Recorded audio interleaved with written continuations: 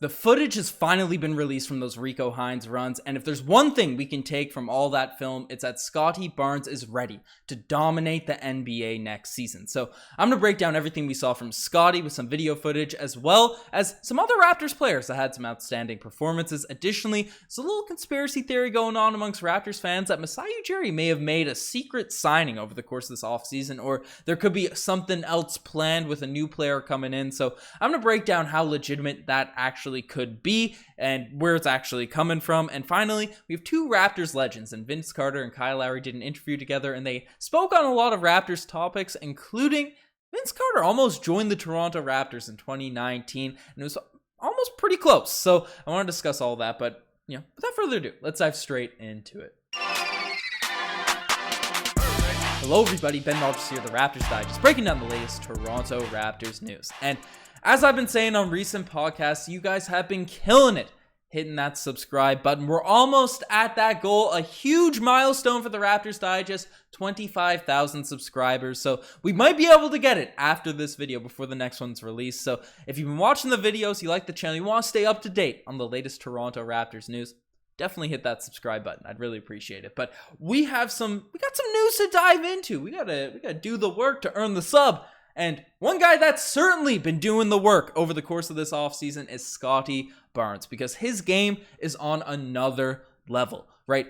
We've talked about it in recent videos. Scottie Barnes put on 10 pounds of muscle, right? And that's going to be huge for his finishing ability. Obviously, as a rookie, a young guy coming into the league, usually, your ability to finish around the rim when you're getting bodied and stuff, that's usually an issue. But that was no trouble for Scottie Barnes over the course of last season, because he was bullying centers last year. Made guys like Domantas Sabonis and all these players. I always bring up Sabonis when I talk about Scottie Barnes bullying, but he made these guys look like butter chicken. So that's huge. And look at this screen grab before we get into the footage of Scottie Barnes, but that chest, those shoulders, the weight went to the right places if you want to elevate your basketball game there for Scottie Barnes, right? You can see it directly right in this photo. Obviously, it's in black and white, but man, that's some serious muscle. That 10 pounds of muscle is not going random places. That's perfect weight to add for a basketball player in the right spot. So Scottie Barnes is growing into that body, and it's looking like a Giannis frame at this point, right? The way the shoulders are building up from even this time last year, it's looking like a completely different person, honestly, at this point. But let's look at the footage, because Scottie Barnes is looking smooth in a bunch of ways. And the handle, obviously, a bunch of dribbling drills have been coming out of the offseason. It's looking tight, but this is the thing that has me most excited. This one of these clips coming up here. It's this jump shot, right? Off the dribble, looking smooth. The upper body, there's no hitch. There's nothing blocking that fluid motion, right? That's what we want to see from Scottie Barnes' jump shot. That was the one thing that probably made him a little bit inconsistent. And look at this finish right here. You see that small guy underneath the rim that he made look like your average Joe, your average rec league player? That was Montrezl Harrell, an NBA center. He's out there bullying underneath. And look at this jump shot right here. Look at this jump shot. The legs are bending. There's no hitch up top. The momentum, it's going straight from the shot pocket, right? And it's going up fluid, right? That jumper is looking silky. It's looking like butter, folks. That's the only way to describe Scottie Barnes' jump shot right now. And now, guys, I get it. I get it at this point. Let me hide the butter animation. Let me get rid of her there. But you guys have been saying, Ben, you can't react to gym footage. You can't react to off-season footage. Think of the young socialite, Ben Simmons. He's been teasing us every single summer about his jump shots being fixed. It's going to be taken to a whole nother level. And that's fair. I agree. I didn't expand too much on the jump shot footage we saw from Scottie Barnes a couple weeks ago. However, this is against NBA level competition. He's out here in a game situation with NBA level guys shooting NBA 3-pointers and knocking them down. And the mechanics, they look different. They look changed. And the fact that Scottie Barnes, with the added muscle, right, as I discussed already, is going to be able to finish at a much higher level, right? Making moves off the dribble. His handle was already pretty tight last season anyways, but now paired alongside a jump shot that has a quicker release, that has no hitch, and all that sort of stuff, this man's going to be scary to guard for any other team in the NBA, paired alongside all of our other guys developing. So that's some huge stuff, and should give some props to Scottie Barnes for growing and developing there. So that's a huge plus, but I don't want to only rave about Scottie Barnes in this video because there's some other Raptors shining at these Rico Hines runs as well. And specific memes first, obviously, we got to break it down. Pascal Siakam has been breaking out the shooting sleeve in these Rico Hines runs. So you can see it in a picture here. He's looking good. He's looking happy. He's on vacay now, but Siakam, he's looking very athletic. He might have even put on some muscle too, just from the film and all that sort of stuff. But from the highlights, it looked like the touch wasn't necessarily where it was at the end of last season. He was making some, he was missing some, but the pull-up jump shots he took, they look smooth, they look solid. As I said once again, right? The jump shots during the summer, you can't extrapolate too much, but if they're in a game situation, I'm going to feel better than I am just regular set jump shooting threes. So that's a plus for Pascal Siakam there. I'm not worried about him missing a few touch shots there in a Rico Hines run, but he's getting to the right spots. He's being aggressive, and I like that he's has a full summer to really grow his game over this season. And I've seen some moves, some footwork that I haven't really seen much from Pascal before, but one guy that hasn't been talked about much since we ended up drafting him, ended up signing him, and sort of been probably the most least talked about Raptors guy is Ron Harper Jr. Obviously, our rookie that signed a 2-way contract following draft night, and I thought it looked like a steal coming in, entering summer league and all that sort of stuff. But he wasn't bad by any means. He wasn't a guy that fans were out here roasting, out here, giving weird looks to Masai Ujiri, saying, "Why'd you draft this man? Why did you bring him in?" But he didn't shine either. He didn't have any breakout moments that really separated him from the rest of the pack. However, in these scrimmages with the Rico Hines runs, I thought he's using his body really well. Everything we saw in the college highlights, he was doing in these Hines runs. And it was a team with him, Malachi Flynn, Jeff Doughton, I believe, was on the squad, right? Deep bench players. Kyle Whitaker, I believe that's how you pronounce his last name. And I'm not sure if Koloko was on what team this, but it was deeper bench players was on this Raptors team. They ended up getting a couple wins, and Ron Harper Jr. made some nice drives, some nice plays, knocked down some jump shots. He's getting a bit of confidence, and he wasn't talked about much during the summer league, so I wanted to show some love to Ron Harper Jr. But another guy that I'm liking to see, we got to come up with an animation for him, but Christian Koloko. Nurse said he was a rotation player this season, and he might just be right. He might be ending up a guy that's playing a serious role for the squad. And why? Right? The touch wasn't polished. We saw it in summer league and all that sort of stuff. But against NBA level guys, the guys that the Rico Hines runs, they are better than the players that you'll see at summer league. That's the only way to put it. Right? They're legitimate NBA veterans and all that sort of stuff. But he's out there contesting shots, man. He's mobile. It looks like he's getting to the right places, and he is long, right? Obviously, still going to need to put on some muscle as he grows into his NBA body. He's a rookie, and I know he spent a few years at college and all that sort of stuff, but the impact of having a long, wiry 7-footer in there that can block shots, that can be a deterrent at the rim. Nick Nurse described the importance of it in his interview with the folks over in Hungary, right? That it's an undervalued asset, right? It's an undervalued thing that, just because you're not necessarily the greatest jump shooter, right, doesn't mean that you can't have an impact at the center position. And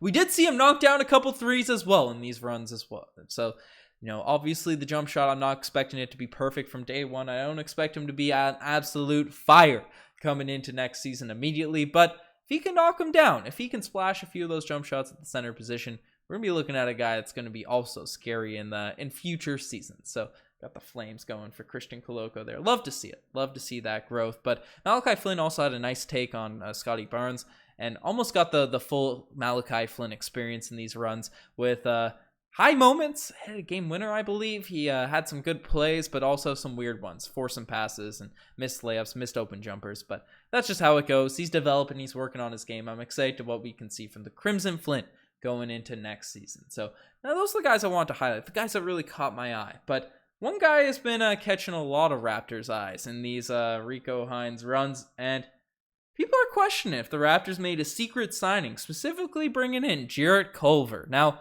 who the heck is Jarrett Culver? Because he's a name I feel like a lot of NBA fans have heard, but what's his game like? What can he actually do? But he's a guy that played for the Minnesota Timberwolves, and his rookie season showed a lot of promise, had 9 points per game, not much of a three-point shooter, but a two-way, really athletic guy that is just your prototypical Toronto Raptor, right? Last season only averaged 3 points for the Memphis Grizzlies. He bounced from Minnesota to Memphis, right? Didn't really find his footing, only played 37 games there for the Grizzlies, but he's a guy that, as I mentioned, is a prototypical Toronto Raptor, and people are questioning if the Raptors actually signed him. Why, you may ask?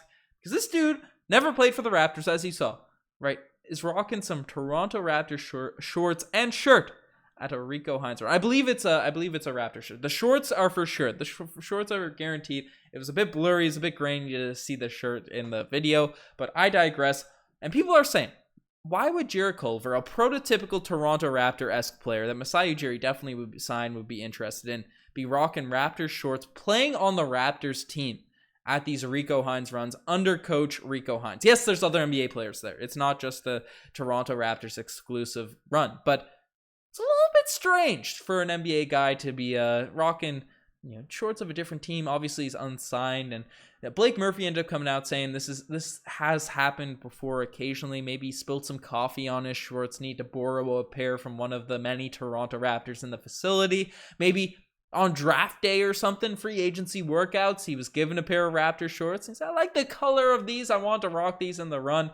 But I don't know. It's gotten some people talking, and he is a promising young prospect, right? I'll throw the stats up there on the screen. He's only 22 years old again, about 6'8", long, wiry athlete that finished in the rim, and in his rookie year, had 9 points per game as more of a slasher, 2 assists, right, in 23 minutes a game. Not horrible stuff, right? The free throw percentage is brutal there, 46, 60, and then 47%, 50% free throw shooter. The jump shot is a little bit wonky, but the Raptors love to bring these guys in and develop, and so there's the conspiracy that we may have signed him, right? That's something people have been talking about. And I've seen it more likely that you'll say, oh, maybe he's going to get a 905 contract. Maybe he's going to be one of those deep bench players or something like that, right? Obviously, we just signed Gabe, who is showing some, was a pretty encouraging young pickup that I think will end up being on the 905. People are speculating maybe he'd get that last roster position. But the one crazy thing that people have been whipping up is maybe Masai Ujiri knows there's going to be a few roster spots open once the trade market gets wild, and maybe the quest for KD occurs, maybe the Donovan Mitchell sweepstakes, the Raptors sneak their way in there, or maybe they're waiting for the trade market to settle, and then those deep bench players will end up being available to trade, will be available to move. And any of these things can happen. I will definitely say it's weird that he was wearing the shorts for no reason. I feel like that's just a strange thing. Maybe he's one of those media guys that wants